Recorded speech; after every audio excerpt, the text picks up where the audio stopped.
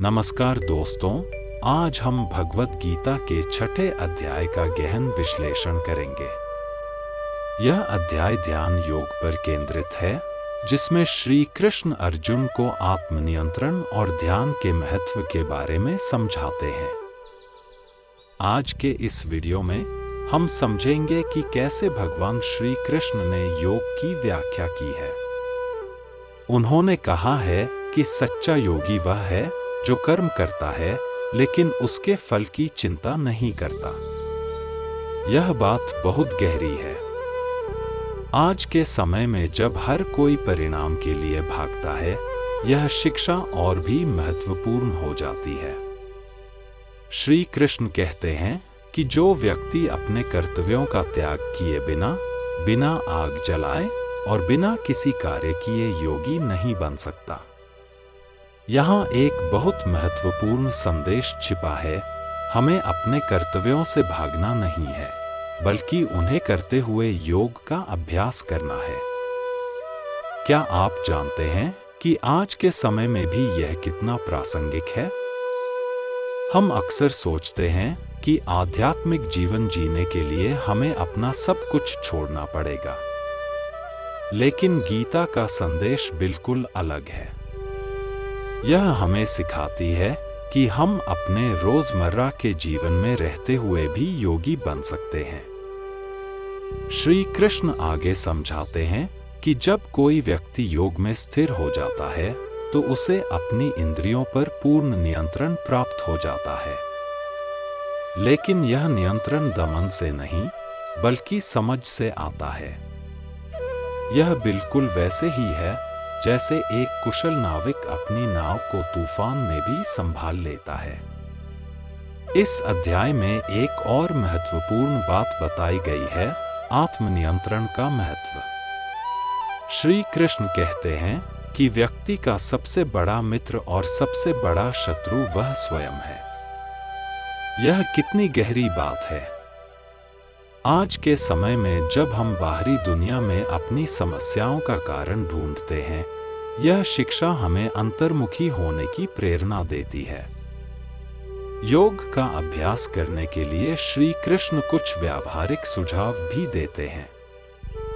वे कहते हैं कि योगी को स्वच्छ, शांत स्थान पर बैठकर अपनी रीढ़ की हड्डी को सीधा रखते हुए ध्यान करना चाहिए। यह बात आज के वैज्ञानिक अनुसंधानों से भी पुष्टि होती है कि शारीरिक मुद्रा का हमारे मन पर गहरा प्रभाव पड़ता है। श्री कृष्ण यह भी बताते हैं कि योग का अभ्यास न तो बहुत अधिक खाने वाले कर सकते हैं और न ही बिल्कुल न खाने वाले। न ही वे जो बहुत अधिक सोते हैं या बिल्कुल नहीं सोते। यहाँ संतुलन का महत्व बताया गया है। यह शिक्षा आज के समय में और भी महत्वपूर्ण हो जाती है, जब हमारी जीवन शैली या तो अति या अभाव से ग्रसित है। योग के मार्ग पर चलने वाले साधक को धैर्य रखना बहुत जरूरी है। श्री कृष्ण कहते हैं कि जैसे बादल धीरे धीरे हटते हैं, वैसे ही मन की चंचलता भी धीरे धीरे शांत होती है। यह एक महत्वपूर्ण सीख है उन लोगों के लिए जो जल्द परिणाम चाहते हैं। श्री कृष्ण कहते हैं कि योगी वह है जो सभी प्राणियों में समान भाव देखता है। वह किसी में भी भेदभाव नहीं करता। यह शिक्षा आज के विभाजित समाज में बहुत महत्वपूर्ण है, जहां हम छोटी छोटी बातों पर बंट जाते हैं। भगवद गीता का छठा अध्याय हमें एक और महत्वपूर्ण शिक्षा देता है, मन को नियंत्रित करने की कला। श्री कृष्ण कहते हैं कि मन चंचल है, इसे वश में करना वायु को बांधने जैसा कठिन है।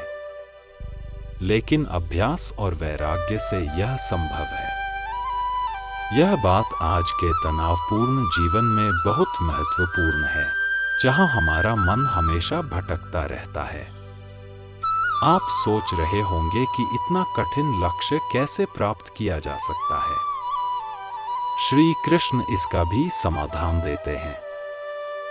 वे कहते हैं कि धीरे धीरे एक एक कदम करके मन को नियंत्रित किया जा सकता है। यह बिल्कुल वैसे ही है जैसे कोई नया कौशल सीखना पहले थोड़ा मुश्किल लगता है, लेकिन अभ्यास से आसान हो जाता है। एक बहुत रोचक बात जो श्री कृष्ण बताते हैं वह है आहार का महत्व। वे कहते हैं कि जो व्यक्ति अति भोजन करता है या बिल्कुल नहीं करता, वह योग में सफल नहीं हो सकता। यह आधुनिक विज्ञान से भी सिद्ध होता है कि हमारा आहार हमारे मन और शरीर दोनों को प्रभावित करता है। श्री कृष्ण एक और महत्वपूर्ण बात कहते हैं, योगी को न तो बहुत ऊंचे आसन पर बैठना चाहिए और न ही बिल्कुल नीचे। यह सीख हमें जीवन में संतुलन बनाए रखने की प्रेरणा देती है। हम देख सकते हैं कि गीता हर चीज में मध्यम मार्ग की सलाह देती है। ध्यान के दौरान श्वास पर ध्यान केंद्रित करने की बात भी श्री कृष्ण बताते हैं। आज के समय में प्राणायाम और श्वास पर ध्यान केंद्रित करने के लाभों को विज्ञान भी मानता है। यह हमारे मन को शांत करने का एक प्रभावी तरीका है। योग साधना में सफलता के लिए एकांत का महत्व भी बताया गया है। श्री कृष्ण कहते हैं कि एकांत स्थान में बैठकर मन को एकाग्र करके ध्यान करना चाहिए। आज के शोर शराबे भरे माहौल में यह सलाह और भी महत्वपूर्ण हो जाती है। श्री कृष्ण यह भी बताते हैं कि योगी को अपने आसन पर स्थिर होकर बैठना चाहिए। यह स्थिरता केवल शारीरिक नहीं, मानसिक भी होनी चाहिए। जब शरीर और मन दोनों स्थिर होते हैं, तभी सच्चा ध्यान संभव होता है।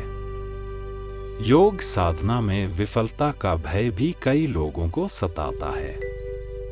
श्री कृष्ण इस भय को दूर करते हुए कहते हैं कि योग में किया गया कोई भी प्रयास व्यर्थ नहीं जाता। यह एक बहुत बड़ी राहत की बात है उन लोगों के लिए जो इस मार्ग पर चलने से डरते हैं। श्री कृष्ण यह भी कहते हैं कि योगी को अपने खानपान और व्यवहार में संयम रखना चाहिए। यह संयम बाहरी दिखावे के लिए नहीं, बल्कि आंतरिक शांति के लिए आवश्यक है। यह सीख आज के भोगवादी समाज में बहुत महत्वपूर्ण है।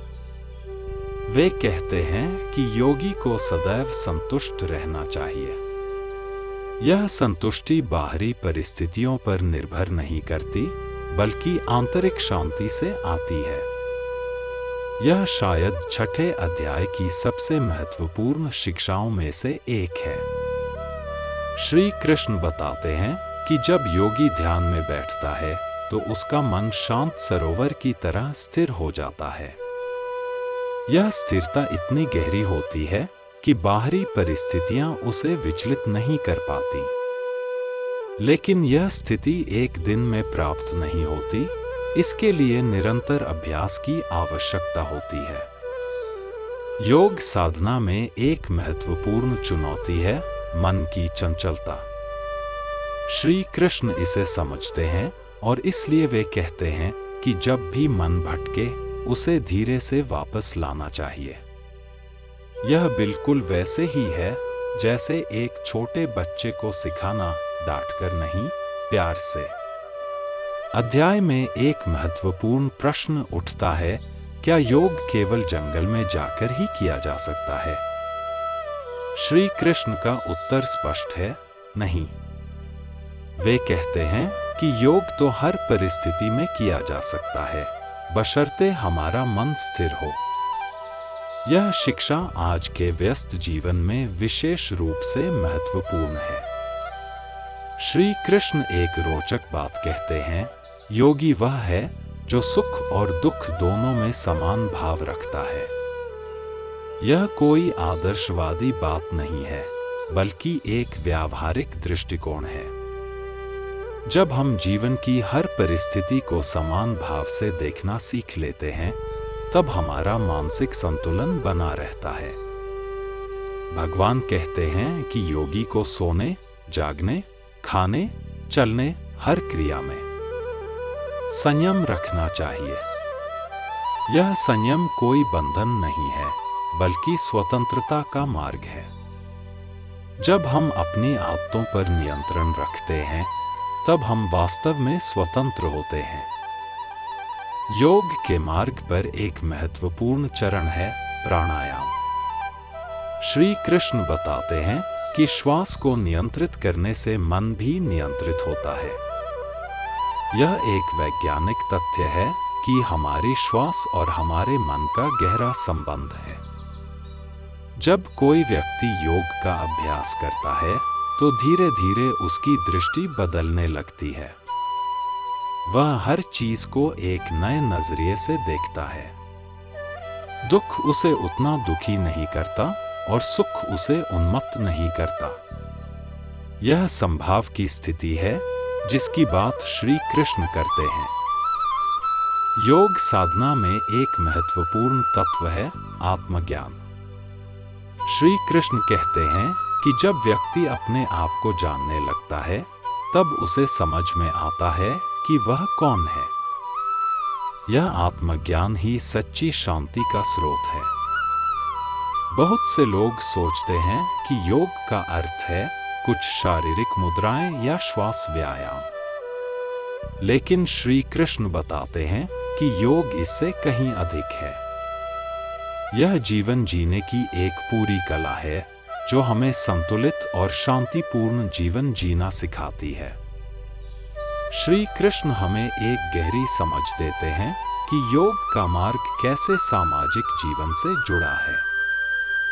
वे बताते हैं कि एक योगी अपने आसपास के लोगों में भी वही आत्मा देखता है जो उसमें है। इस दृष्टि से सारे भेदभाव मिट जाते हैं। यह सीख आज के विभाजित समाज में अत्यंत प्रासंगिक है। जब साधक गहरी साधना में उतरता है, तब उसे एक विशेष अनुभव होता है।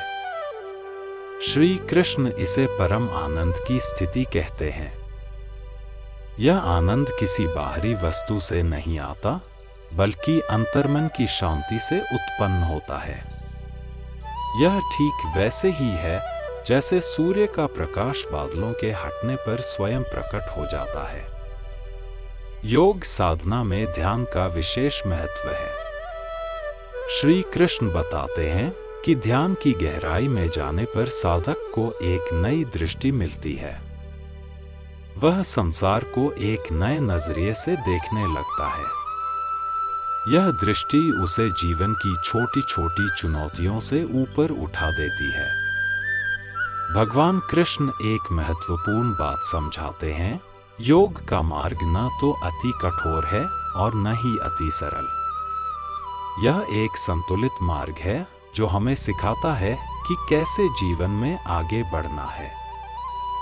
यह बिल्कुल वैसे ही है जैसे एक कुशल नृत्यकार अपने कदमों में न तो बहुत तेजी दिखाता है और न ही बहुत धीमापन। साधना के मार्ग पर चलते हुए कभी कभी निराशा भी आती है। श्री कृष्ण इस बात को समझते हैं और इसलिए वे कहते हैं कि योग का मार्ग धीरे धीरे तय होता है। जैसे एक बूंद बूंद से घड़ा भरता है, वैसे ही धीरे धीरे साधना से सफलता मिलती है। योग साधना में एक महत्वपूर्ण बिंदु है नियमितता। श्री कृष्ण बताते हैं कि नियमित अभ्यास से ही सफलता मिलती है। यह नियमितता बाहरी दबाव से नहीं, बल्कि अंदर की समझ से आनी चाहिए। जब हम किसी काम को समझकर करते हैं, तब वह स्वाभाविक हो जाता है। भगवान कहते हैं कि योगी अपने चारों ओर प्रेम और करुणा का भाव रखता है। यह भाव किसी बाहरी प्रयास से नहीं आता, बल्कि अंदर की समझ से उत्पन्न होता है। जब हम सभी प्राणियों में एक ही चेतना को देखते हैं, तब यह भाव स्वाभाविक रूप से जागृत होता है। योग साधना हमें एक महत्वपूर्ण सीख देती है, वर्तमान में जीने की कला। श्री कृष्ण बताते हैं कि योगी न भूतकाल में खोया रहता है और न भविष्य की चिंता में। वह वर्तमान क्षण में पूरी तरह से जीता है। यह सीख आज के तनावपूर्ण जीवन में बहुत महत्वपूर्ण है। एक गहरी बात जो श्री कृष्ण समझाते हैं वह है स्वस्वीकृति की। वे कहते हैं कि योगी अपनी सीमाओं को स्वीकार करता है और फिर भी निरंतर प्रयास करता रहता है। यह स्वीकृति उसे निराशा से बचाती है और आगे बढ़ने की प्रेरणा देती है। श्री कृष्ण योग साधना के एक और महत्वपूर्ण पहलू की ओर हमारा ध्यान खींचते हैं, आत्मविश्वास का महत्व। वे बताते हैं कि साधक को अपनी क्षमताओं पर विश्वास रखना चाहिए। यह आत्मविश्वास अहंकार से बिल्कुल अलग है। जैसे एक खिलाड़ी को अपनी क्षमताओं पर भरोसा होता है, लेकिन वह घमंडी नहीं होता। योग साधना में एक विशेष स्थिति की बात श्री कृष्ण करते हैं, जिसे समाधि कहा जाता है। यह वह अवस्था है जहां साधक का मन पूर्णतः शांत और स्थिर हो जाता है। यह ठीक वैसे ही है जैसे तूफान के बाद समुद्र शांत हो जाता है और उसमें आकाश का प्रतिबिंब साफ दिखने लगता है। भगवान कृष्ण एक गहरी समझ देते हैं कि योग साधना से व्यक्ति के जीवन में कैसे परिवर्तन आता है। जैसे जैसे साधना गहरी होती जाती है, व्यक्ति की प्रतिक्रियाएं बदलने लगती हैं। जो बातें पहले परेशान करती थीं, वे अब उतना प्रभावित नहीं करती।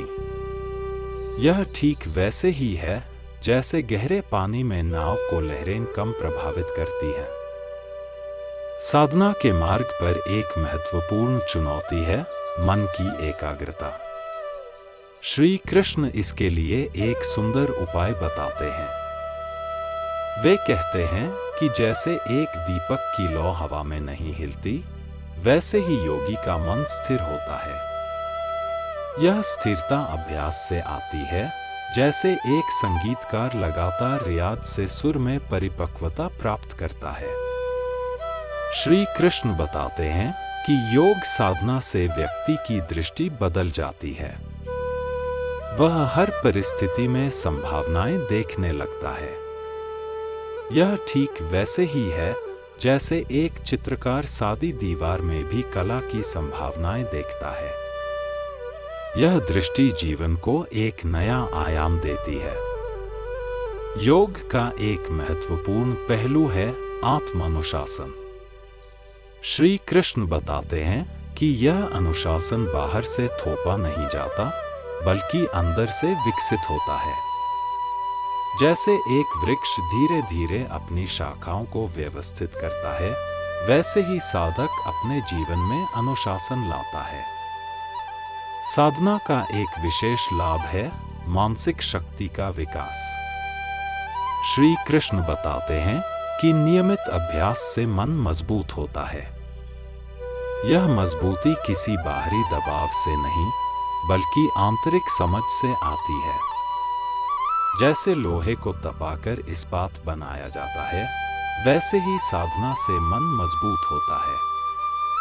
श्री कृष्ण एक महत्वपूर्ण बात समझाते हैं, साधना में धैर्य का महत्व। वे कहते हैं कि जैसे बीज से अंकुर फूटने में समय लगता है, वैसे ही साधना का फल भी समय लेकर प्रकट होता है। यह धैर्य निराशा से बचाता है और साधक को मार्ग पर डटे रहने की शक्ति देता है। भगवान बताते हैं कि योग साधना जीवन के हर क्षेत्र में सहायक होती है। यह कार्यक्षमता बढ़ाती है, संबंधों को मधुर बनाती है और जीवन को संतुलित करती है। यह ठीक वैसे ही है जैसे सूर्य का प्रकाश सभी प्रकार के पौधों को विकसित होने में सहायता करता है। श्री कृष्ण साधना की एक और गहरी अवस्था का वर्णन करते हैं, जिसमें साधक को अपने भीतर ब्रह्मांड का दर्शन होता है। यह अनुभव ठीक वैसा ही है जैसे किसी ऊंचे पर्वत पर खड़े होकर पूरी घाटी को एक साथ देखना। इस स्थिति में साधक को समझ में आता है कि वह इस विशाल ब्रह्मांड का एक अभिन्न हिस्सा है। योग साधना में एक विशेष स्थिति आती है जब साधक को समय का भान बदल जाता है। श्री कृष्ण बताते हैं कि यह वह अवस्था है जब व्यक्ति पूरी तरह से वर्तमान में जीने लगता है। यह ठीक वैसे ही है जैसे कोई कलाकार अपनी कला में इतना खो जाता है कि समय का भान भूल जाता है। इस स्थिति में साधक को गहरी शांति का अनुभव होता है। भगवान कृष्ण एक महत्वपूर्ण तथ्य की ओर ध्यान खींचते हैं। साधना का प्रभाव केवल व्यक्तिगत नहीं होता। जब कोई व्यक्ति शांत और संतुलित होता है तो उसका प्रभाव उसके आसपास के लोगों पर भी पड़ता है। यह ठीक वैसे ही है जैसे एक जलते दीपक से दूसरे दीपक जल उठते हैं। साधना में एक विशेष चुनौती है विचारों की निरंतर उठती लहरें। श्री कृष्ण इसके लिए एक सुंदर समाधान देते हैं।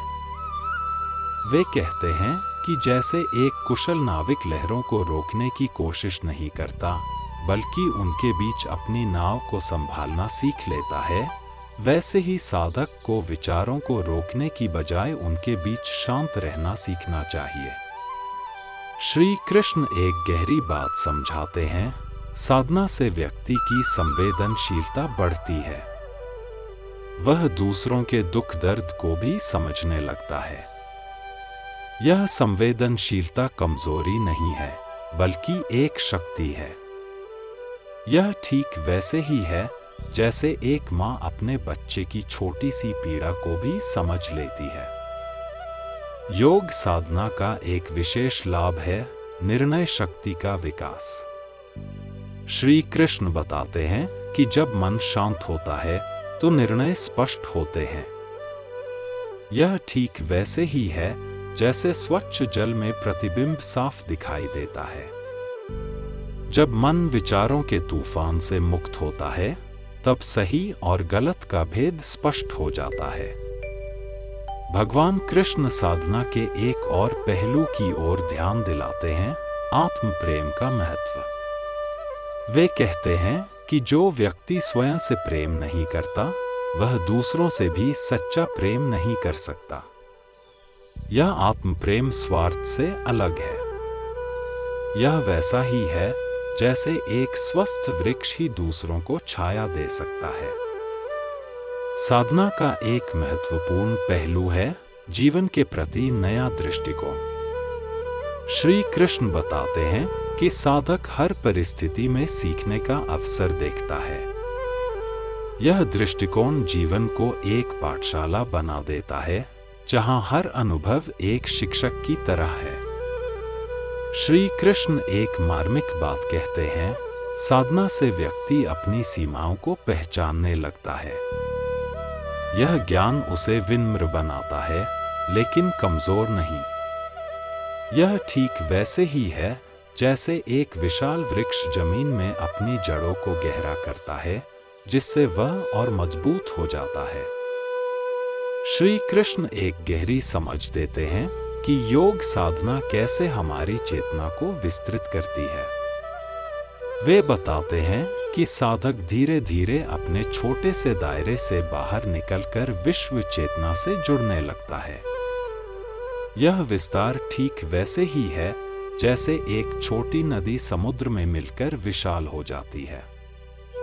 इस अवस्था में साधक अपने और दूसरों के बीच का भेद भूल जाता है। साधना का एक विशेष पहलू है जिसे श्री कृष्ण समझाते हैं, यह है स्वाभाविक आनंद की प्राप्ति। जब साधक गहरी साधना में उतरता है, तब उसे एक ऐसे आनंद का अनुभव होता है जो किसी बाहरी कारण से नहीं आता। यह आनंद ठीक वैसे ही है जैसे सूर्य का प्रकाश स्वयं से प्रकाशित। इस स्थिति में साधक को किसी बाहरी वस्तु या परिस्थिति पर निर्भर नहीं रहना पड़ता। योग साधना में एक महत्वपूर्ण अवस्था आती है जिसमें साधक को अपने भीतर एक असीम शक्ति का अनुभव होता है। श्री कृष्ण बताते हैं कि यह शक्ति हमेशा से हमारे भीतर थी, लेकिन हम इससे अनजान थे। यह ठीक वैसे ही है जैसे बादलों के हटने पर सूर्य का प्रकाश स्वयं प्रकट हो जाता है। साधना बस उन बादलों को हटाने का कार्य करती है। भगवान कृष्ण एक और महत्वपूर्ण तथ्य की ओर ध्यान खींचते हैं। साधना से विवेक का विकास होता है। साधक हर परिस्थिति में सही और गलत का भेद समझने लगता है। यह विवेक उसके जीवन को सरल और स्पष्ट बना देता है। यह ठीक वैसे ही है जैसे प्रकाश में रास्ता स्पष्ट दिखाई देता है। श्री कृष्ण साधना के एक विशिष्ट लाभ की ओर संकेत करते हैं, मन की एकाग्रता। जब साधक नियमित अभ्यास करता है, तब उसका मन एक तीक्ष्ण उपकरण की तरह बन जाता है। यह एकाग्रता जीवन के हर क्षेत्र में सहायक होती है। यह ठीक वैसे ही है जैसे एक तेज चाकू से काम आसानी से हो जाता है। साधना का एक अनूठा प्रभाव है समय का सदुपयोग। श्री कृष्ण बताते हैं कि साधक प्रत्येक क्षण का महत्व समझने लगता है। वह अपने समय का उपयोग सोच समझकर करता है।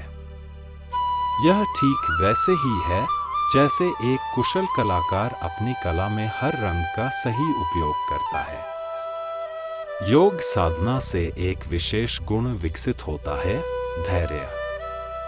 श्री कृष्ण समझाते हैं कि साधक धीरे धीरे जीवन की हर परिस्थिति को धैर्य से स्वीकार करने लगता है।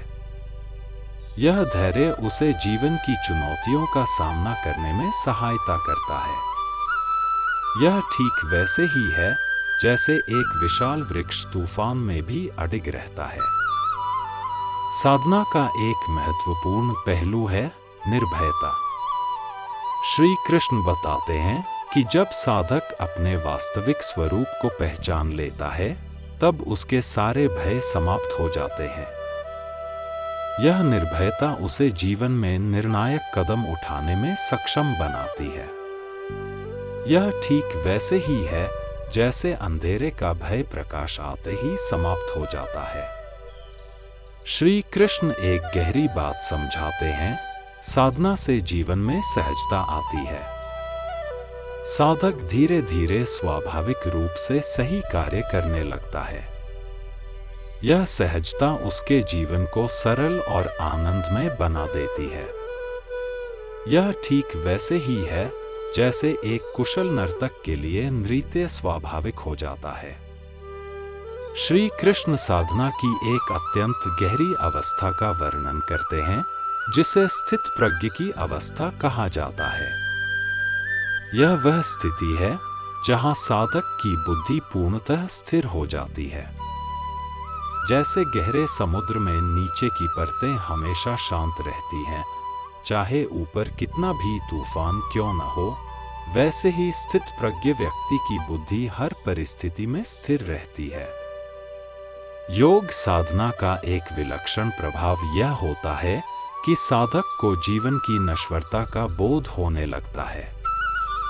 श्री कृष्ण बताते हैं कि यह बोध भय पैदा नहीं करता, बल्कि जीवन के प्रति एक गहरी कृतज्ञता जगाता है। यह ठीक वैसे ही है जैसे सूर्यास्त की सुंदरता को देखकर हम जीवन के हर क्षण को महत्वपूर्ण समझने लगते हैं। भगवान कृष्ण साधना के एक और महत्वपूर्ण पहलू की ओर ध्यान दिलाते हैं, यह है आत्म साक्षात्कार की प्रक्रिया।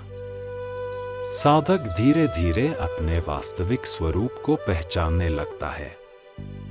यह ठीक वैसे ही है जैसे धुंध के छंटने पर पर्वत की चोटी स्पष्ट दिखाई देने लगती है। यह साक्षात्कार उसके जीवन को एक नया अर्थ प्रदान करता है। श्री कृष्ण बताते हैं कि गहरी साधना से एक विशेष प्रकार का विवेक जागृत होता है। यह विवेक साधक को सत्य और असत्य में भेद करने की क्षमता प्रदान करता है। यह ठीक वैसे ही है जैसे सोनार सोने की शुद्धता को परख लेता है। इस विवेक से साधक जीवन की हर परिस्थिति में सही निर्णय ले पाता है।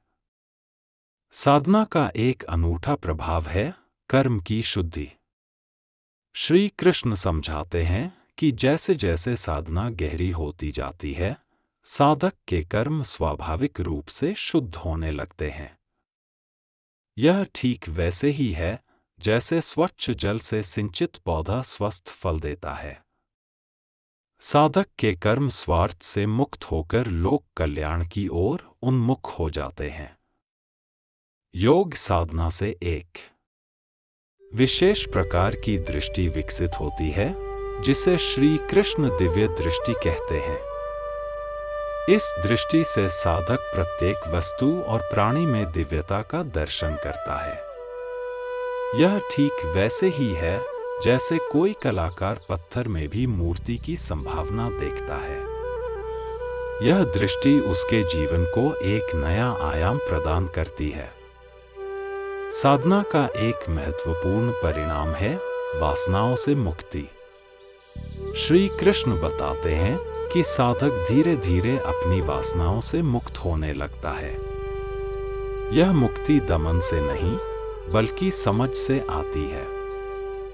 यह ठीक वैसे ही है जैसे सूर्य के प्रकाश में अंधेरा स्वयं समाप्त हो जाता है। भगवान कृष्ण एक गहरी बात समझाते हैं, साधना से जीवन में एक प्रकार की लय आ जाती है। साधक का जीवन एक सुंदर नृत्य की तरह हो जाता है, जहां हर गति संगीत के साथ तालमेल में होती है। यह लय उसके जीवन को सहज और स्वाभाविक बना देती है। यह ठीक वैसे ही है जैसे एक कुशल संगीतकार स्वर और ताल में पूर्ण सामंजस्य स्थापित कर लेता है। श्री कृष्ण बताते हैं कि गहरी साधना से एक विशेष प्रकार का प्रेम जागृत होता है। यह प्रेम किसी व्यक्ति विशेष के प्रति नहीं, बल्कि समस्त सृष्टि के प्रति होता है। यह ठीक वैसे ही है जैसे सूर्य अपना प्रकाश सबको समान रूप से देता है। इस प्रेम से साधक का जीवन करुणा और सेवा से भर जाता है।